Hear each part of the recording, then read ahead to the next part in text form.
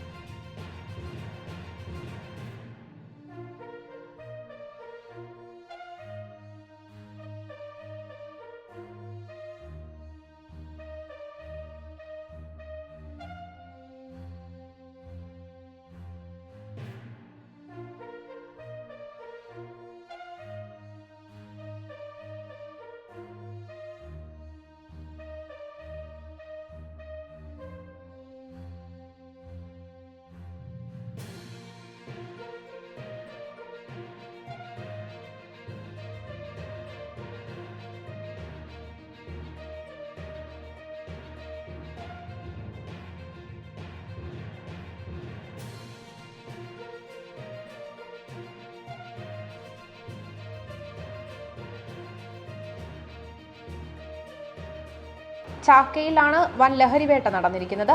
ഐടിക്ക് സമീപം വീട്ടിൽ നിന്ന് 12 കിലോഗ്രാം കഞ്ചാവും 2 ഗ്രാം MDMAയുമാണ് പിടിച്ചെടുത്തത്. സംഭവത്തിൽ ഹനീഫ് ഖാൻ എന്നയാളെ അറസ്റ്റ് ചെയ്തു. നിരവധി കഞ്ചാവ് കേസുകളിൽ പ്രതിയാണ് ഇയാൾ. ഹാളിലും ശുചിമുറിയിലും നിർമ്മിച്ചിരുന്ന രഹസ്യ അറയ്ക്കുള്ളിൽ നിന്നാണ് ലഹരി വസ്തുക്കൾ കണ്ടെടുത്തിരിക്കുന്നത്.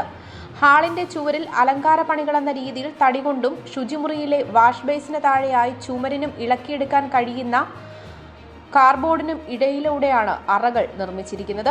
2024 ഹനീഫ് ഖാനെ കാറിൽ രഹസ്യ അറയുണ്ടാക്കി കടത്തിക്കൊണ്ടുവന്ന 18 കിലോ കഞ്ചാവുമായി പിടികൂടിയിരുന്നു. News desk Vakkam media.